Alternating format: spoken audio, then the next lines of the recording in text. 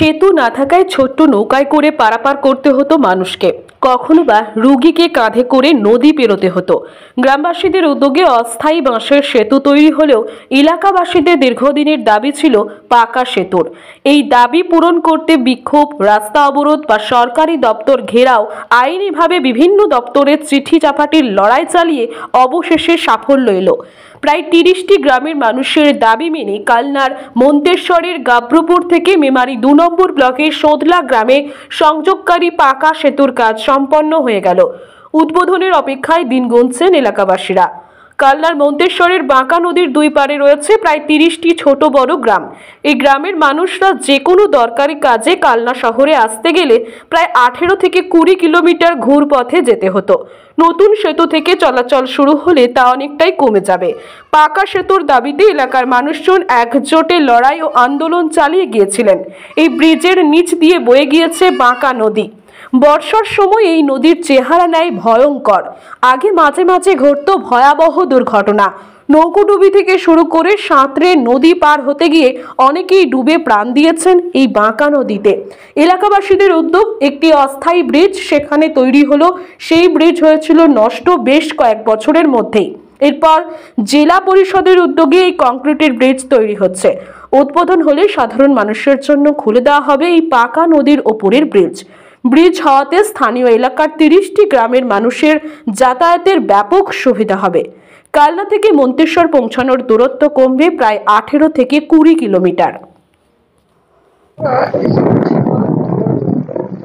আমাদের যখন আগে সেতু ছিল না তখন নদীতে ছোট নৌকা থাকতো, সেই নৌকাটাই আমাদের ভরসা ছিল, নৌকাতেই পারাপার করা হতো।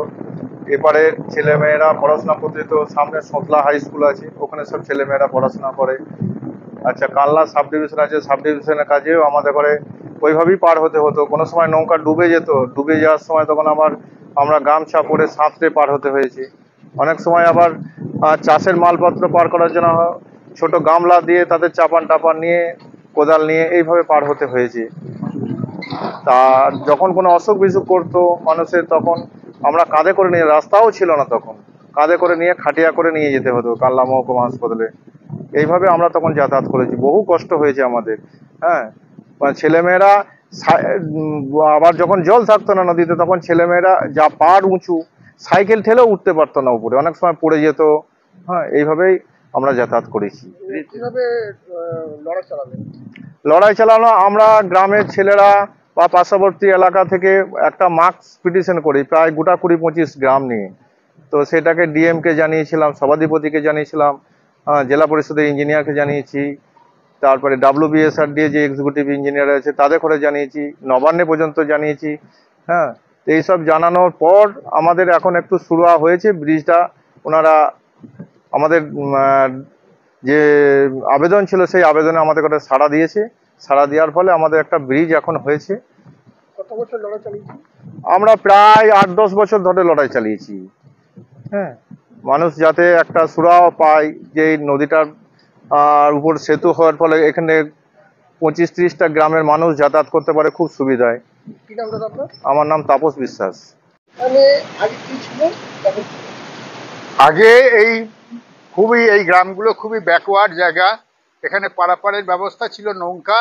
আমাদের এখান থেকে ৩০ কিলোমিটার ঘুরে তবে কালনা সাব ডিভিশন, আমরা কালনা সাব ডিভিশনের আন্ডারে, এবং ওখানে হসপিটাল, কোর্ট, তারপরে সব কিছুই ওখানে আমাদের যেতে হলে ৩০ কিলোমিটার ঘুরে যেতে হতো। সেই জন্য আমাদের এখানকার ২০-২৫টি গ্রামের মানুষ খুবই দুর্ভোগের মধ্যে ছিল, এবং তারা কোনো ক্রমে আর কি নৌকায় পারাপার হতো। কোনো সময় হঠাৎ নৌকা হয়তো ডুবেও যেত, এরকম অবস্থায় বাস করছিল। তারপরে আমরা কিছুদিন পরে চেষ্টা করে একটা অস্থায়ীভাবে একটা ব্রিজ তৈরি করি, এই পাইপ দিয়ে, বাঁশ কাঠ দিয়ে করি। তারপরে সেটা ৩ বছর মতো চলেছিল। সেই চলার পর আমরা অনেক চেষ্টা করি, এবার বহু দিন ধরে, অন্তত ২০-২৫ বছর ধরে আমরা চেষ্টা করেছি। জেলা পরিষদ থেকে আরম্ভ করে বর্ধমান ইঞ্জিনিয়ার অফিস বা এক্সিকিউটিভ ইঞ্জিনিয়ার অফিস থেকে বহু চেষ্টা করেছি, এমনকি রাইটার্সে, এবং আমাদের তখন MLA ছিলেন সজল পাজা মহাশয়, ওনার মাধ্যমে এবং আমরা অনেক দরখাস্ত লিখে এই 20-25টি গ্রামের মানুষের সই করে প্রাইমারি স্কুল, হাই স্কুলের হেডমাস্টার সমস্ত মানুষের সই সাবুত করে আমরা ওনার হাত দিয়ে পাঠিয়েছিলাম রাইটার্সে। তারপরে কোনো ক্রমে বা ভগবানের আশীর্বাদে আমাদের এই ব্রিজ স্যাংশন হয় এবং এখন এখানকার মানুষ সত্যি স্বস্তির নিঃশ্বাস ফেলতে পারছে এবং কাল্লা, বিডরা থেকে আরম্ভ করে এদিকের যত জায়গায় যাওয়া আসা খুবই সুবিধা হয়েছে এখানকার মানুষের। আমার নাম হাজু গোপাল বিশ্বাস। ছিল না তখন মানুষ নৌকা পেরোতো এবং খুব কঠিন অবস্থা বলেছিল। ওই সেতুটা দেখুন যে ওইখানটা এ ধারটা আমাদের হচ্ছে মন্তেশ্বর ব্লক, ও ধারটা হচ্ছে কালনা 1। এবার ওখানে সাব ডিভিশন কালনা, ওখানে আমাদের ওই যে নদীর পাড়ে যেসব গ্রামগুলো বসতপুর, গাবরপুর, এইসব যে গ্রামগুলো আমাদের যেগুলো আছে, এমনকি আমাটিয়া ফামাটিয়া এইসব সমস্ত গ্রামগুলো যেভাবে আছে, ওদের একটা পেশেন্ট আমরা যদি কালনা সাব ডিভিশন হসপিটালে যদি নিয়ে যেতে হতো, তাহলে অন্তপক্ষে এইটা মধ্যম গ্রাম হয়ে সাতগেছিয়া হয়ে 30 কিলোমিটার কম বেশি ওইটা আমাদের ঘুরতে হতো। সেটা গরিব মানুষের এলাকায়, গ্রামের মানুষের, সাধারণ মানুষের, আপনারা জানেন যে গ্রামের মানুষের অর্থনীতির পরিকাঠামো সেইভাবে নেই এবং গাড়ি ভাড়া যেভাবে 30 কিলোমিটার ঘুরিয়ে যাওয়া একটা ইমার্জেন্সি পেশেন্টকে যেভাবে 30 কিলোমিটার ঘুরে তার টাইমটাও তো সেভাবে লাগতো। সেই জন্য এখন ওইটা সেটাও আমাদের সরকারের উদ্যোগ, আমাদের মাননীয় মুখ্যমন্ত্রী মমতা বন্দ্যোপাধ্যায় আমলে ওরকম একটা ব্রিজ সেতু বাঁকার উপরে হয়েছে। সেইটা এলাকার মানুষের এই যে 30 কিলোমিটার যে ঘুরে যেতে হতো এবং পেশেন্টদের যাতায়াতের সময় লাগতো, এবং শুধু তাই নয়, সেটা আর্থিক খরচাটাও সেটা অনেক বেড়ে যেত, সেটাকে অনেক উপকার হয়েছে এলাকার মানুষের। আজকে ব্রিজটা কবে উদ্বোধন হবে এলাকার মানুষ চাইছে? আমাদের ওই রাস্তাটার সঙ্গেই আমরা উদ্বোধন করার একটা ব্যবস্থা নিচ্ছি।